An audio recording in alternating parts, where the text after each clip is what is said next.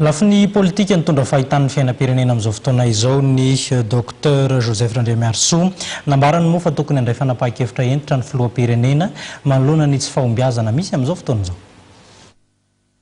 Betsaka ny zavatra tsy mirindra amin'ny fiainam-pirenena hoy ministra teo aloha Dr Joseph Randriamairsoa raha naneho hevitra momba ny fitantanana ankapoben'ny firenena ny tenany. Ho azy dia fotoana izao tokony handraisan'ny filoham-pirenena fanapahan-kevitra entina handaminana ny fiainam-pirenena.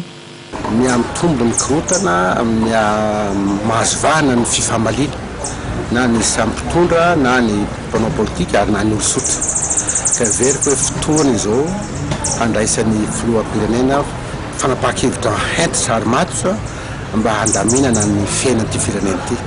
Raha izao zava-misy eto amin'ny firenena izao no mitohy dia mety teraka vokatra tsy apoizitsika ary mety ho sarotra manarina azy rehefa afaka fotoana kely.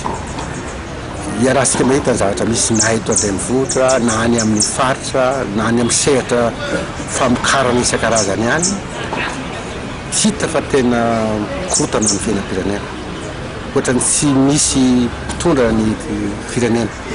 Za dia manao anso amin'isika tompon'andraikitra rehetra na ny tompon'andraikitra politika zany na ny tompon'andraikitra ara-panjakana mba hizory sangana andray fiampeta matotra handaminana izao zava-misy eto amin'ny firenena izao.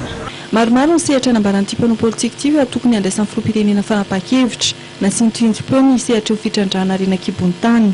Sekteur minier hitasika zavatra trano ohatra ny tany sisy fanjakana ohatra ny tany lasa baranany daholo ny zavatra mitranga any amin'ny faritany any na ny any Zozobe na ny any Mananjary na ny any Osy na ny any Lakaka ny any amina ihany koa misy zavatra ohatran'izany. Zany zany misy rindra tokony alamin'ny ministera misy ahoana marina mikasika an'ity fitandrahana an'ity resaka harena kibony tany ity.